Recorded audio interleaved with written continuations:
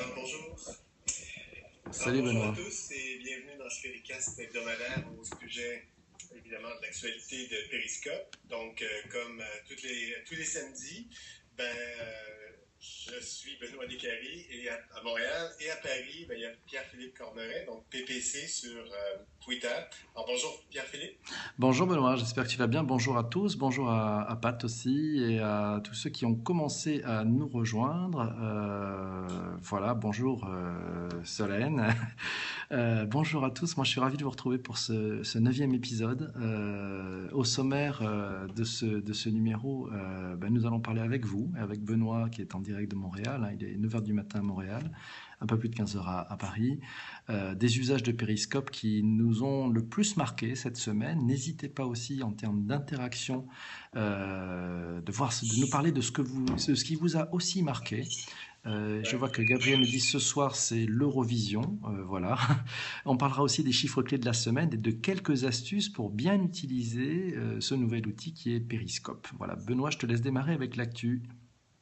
Oui, mais en fait, cette semaine, c'est une actualité qui est très riche. Ce n'est pas uniquement trois événements qui nous ont marqué, mais plutôt une dizaine. Donc, est-ce que tu peux enchaîner avec le premier événement qui t'a marqué? Ouais, alors le premier mois qui j'ai bien aimé, c'était dimanche dernier, avec Canal+ qui joue vraiment à Cannes le jeu de Périscope et des questions des followers avec notamment l'interview du chef Jérémy Moscovici, qui est un ex-candidat de l'émission Top Chef.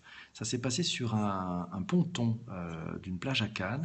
Et ce qui est intéressant, c'est que Canal+ joue vraiment le jeu des commentaires, puisqu'il y avait à la fois des gens qui ont posé des questions très sympas, et puis d'autres qui étaient un petit peu moins sympas. Et on peut dire que Canal, le community manager de Canal a eu l'intelligence de ne pas les bloquer, de savoir un peu jouer avec eux. Et donc ça, bravo, et je tire mon chapeau parce que c'est important pour une marque de savoir aussi comprendre que Periscope, c'est un outil de conversation.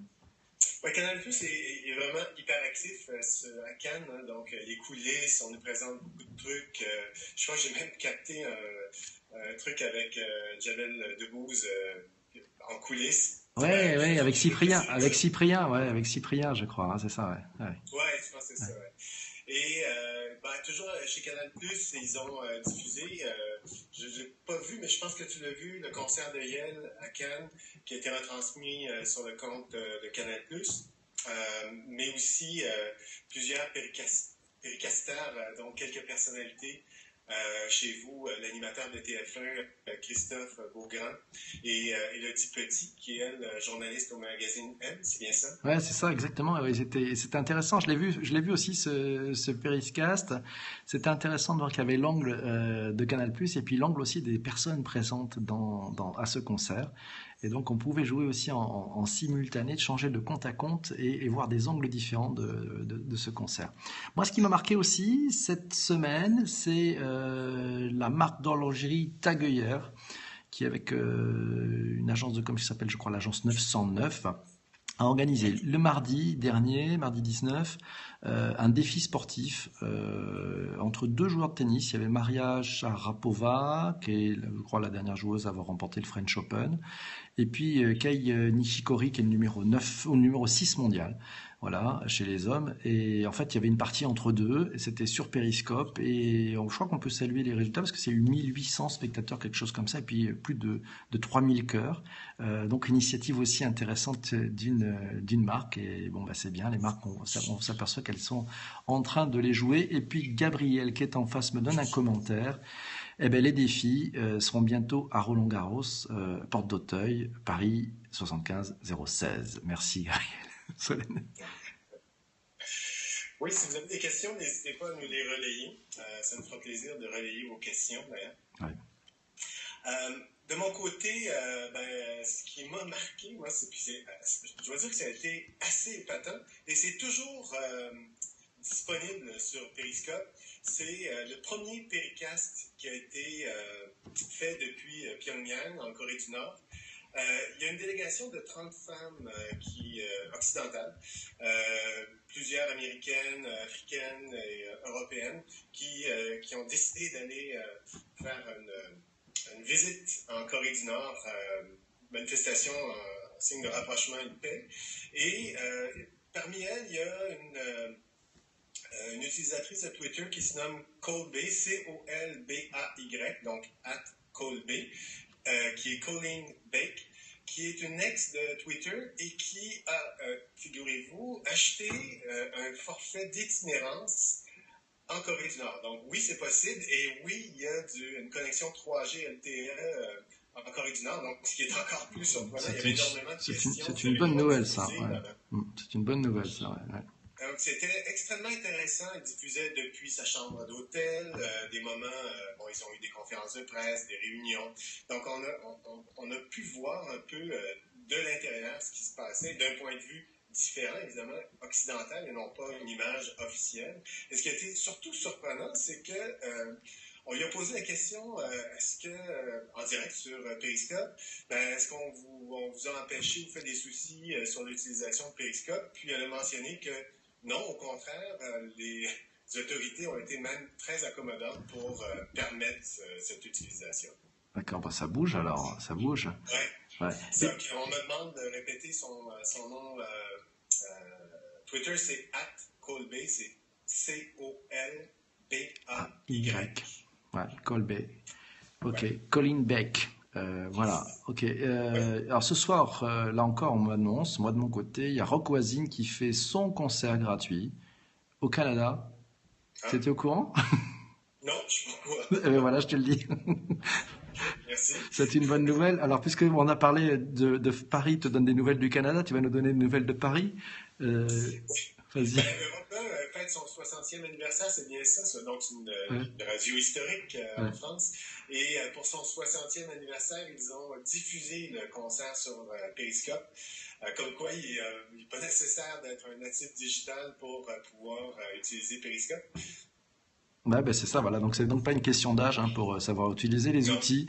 Moi, je voulais revenir sur. Alors, c'était pas l'actualité de la semaine, mais c'est un billet qui a été publié cette semaine. C'est le moment magique de Marie Sornin. Marie Sornin, que tu connais, Benoît, qui avait participé avec nous aux experts de l'Apple Watch il y a il y a plus d'une semaine. Et en fait, Marie Sornin a utilisé Periscope pour filmer et partager avec ses followers un artiste qui jouait dans le métro à New York. Et en quelques secondes, elle a eu plus de 150 personnes qui sont venues de l'Europe, de Londres, de la Belgique, d'Italie, de l'Écosse. Et ces personnes, avec les commentaires, et ça c'est la magie de Periscope, sont venues féliciter le joueur de musique, le musicien, lui ont demandé des chansons, et puis il s'est adapté, il a joué des chansons qui étaient demandées par les gens sur Periscope, et puis les gens qui ont commenté ont été aussi sympas, il y a un peu peut-être taquin, je ne sais pas, mais on demandait à Marie aussi de donner un peu de sous, quelques pièces en fait pour ce musicien et pour je trouve que le truc est assez intéressant. Elle a eu, je crois, un peu plus de 2000 cœurs sur ce qui correspond en fait à des likes, si on se fait des likes type Facebook ou des favoris ailleurs. Et c'est à peu près 2h30 de vues, quoi. Donc, un truc pas inintéressant. Donc, profitez-en si vous utilisez Periscope. Peut-être donner la chance aussi à des musiciens de rue ou de métro, quand ça capte. On va peut-être avoir un peu de Wi-Fi un peu plus musclé sur certaines lignes à Paris, pour donner la chance aussi à ces musiciens qui en ont souvent bien besoin. Voilà. Et c'est maintenant le moment. À chaque semaine, on aborde les stats Periscope versus Meerkat. Ouais. Et donc, PPC, tu as quelques statistiques. Oui, alors je fais chaque semaine, en utilisant l'outil qui s'appelle lookats.com, Lookats.com, une sorte de prise de température en fait, de deux éléments concernant Meerkat et Periscope. Le premier, c'est la durée du broadcast, c'est-à-dire combien de temps dure un périscope ou un broadcast sur Meerkat. Sur Meerkat, la durée, ça monte un peu, puisqu'on est à un peu plus de 34 minutes et demie en moyenne. C'était 30 minutes la semaine dernière, donc c'est pas inintéressant de voir. Puis les semaines d'avant, c'était 25 minutes, donc c'est en progression sur Meerkat. Et sur Periscope, par contre, ça reste stable. On est toujours sous la barre des 10 minutes, donc on flirte entre 9 minutes 30 et 10 minutes.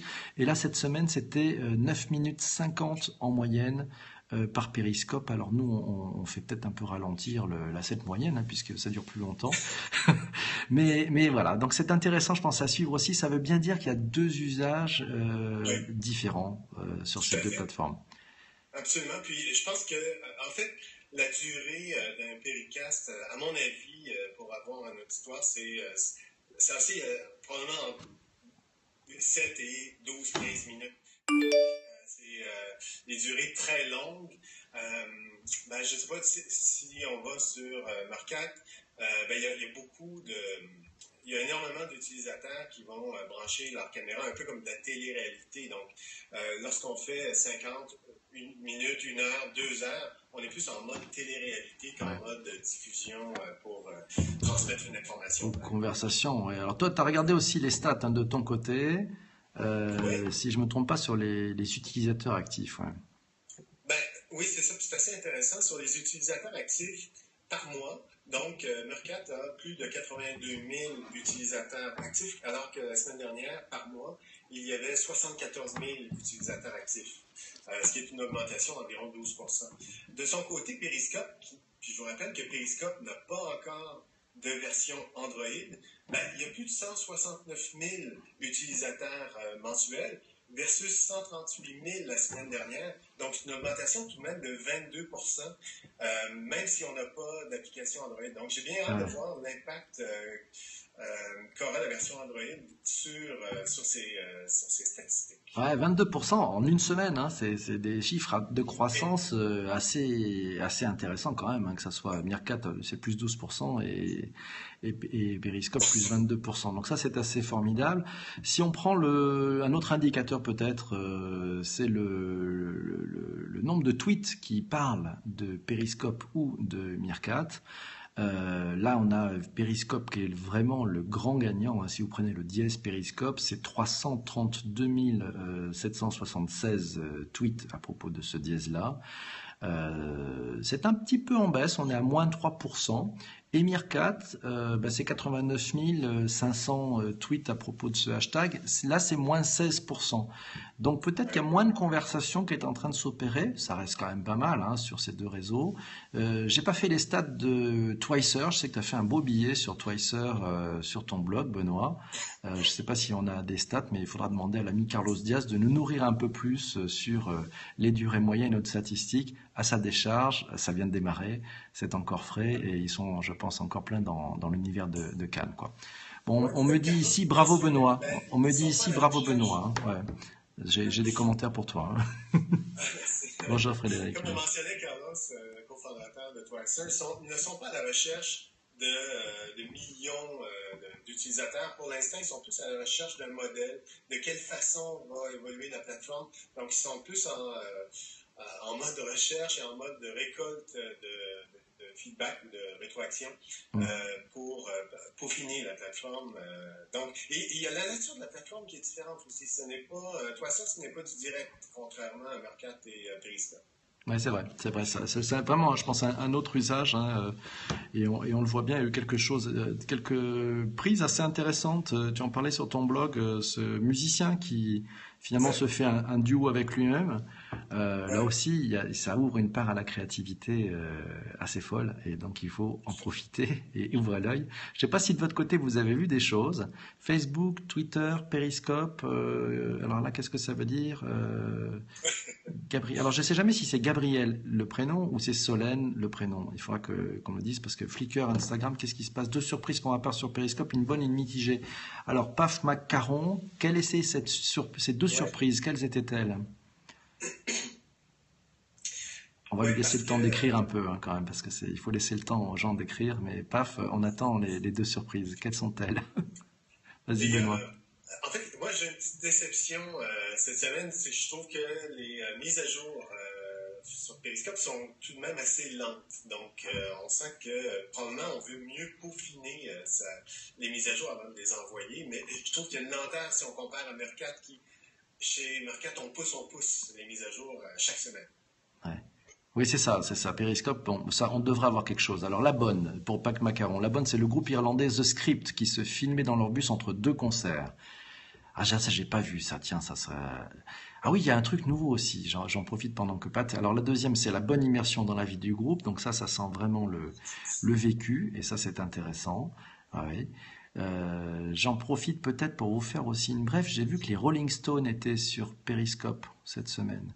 Tu as vu ça Est-ce aussi, qu'ils ont Benoît? trouvé ou pas? Ouais, je sais pas, ils ont fait un concert, je crois, et ça y est, ils ont Ok. ouvert un compte, donc c'est...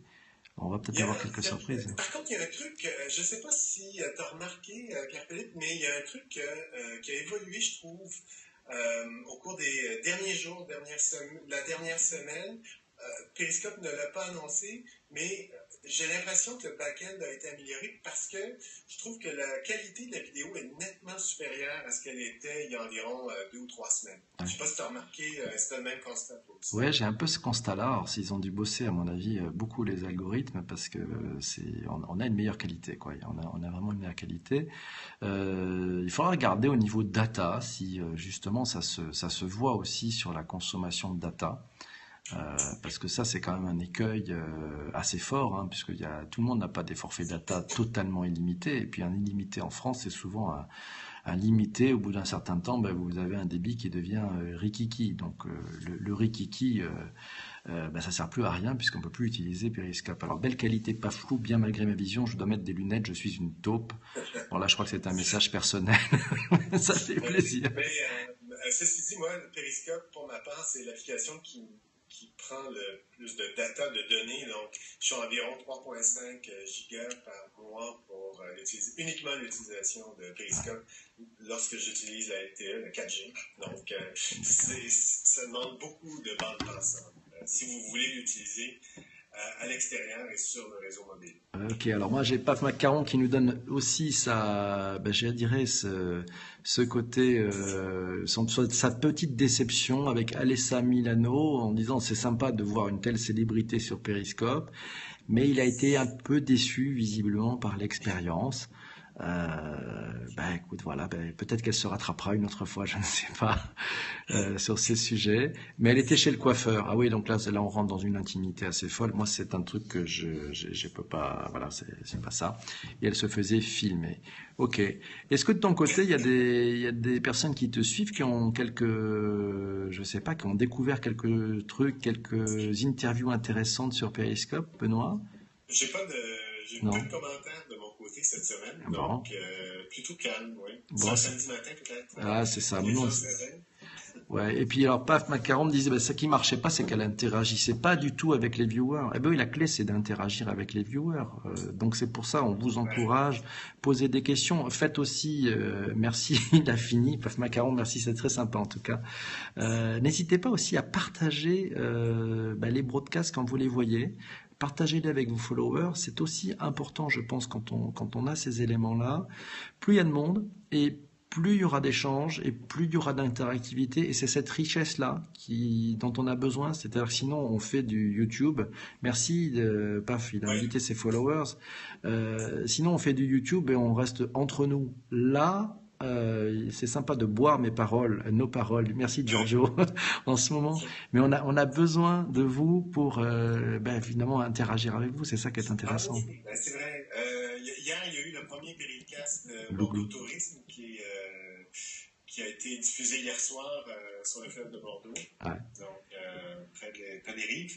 Je l'ai raté malheureusement parce que moi, à l'heure où c'était diffusé, j'étais à l'épicerie, donc je n'ai pas pu le visionner.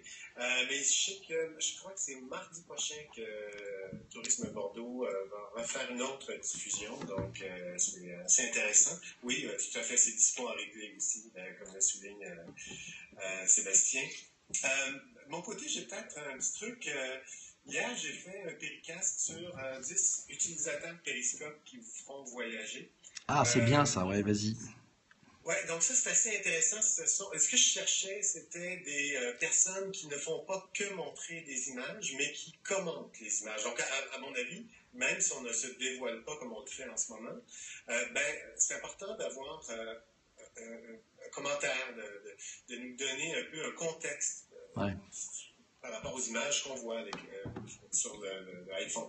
Donc, c'était un peu ma sélection. Puis j'en cherche d'autres. Donc, si vous voyez, si vous apercevez des gens qui ont une caméra touristique, donc la caméra arrière, contrairement à nous qui utilisons majoritairement la caméra avant, je vous invite à nous interpeller sur Twitter.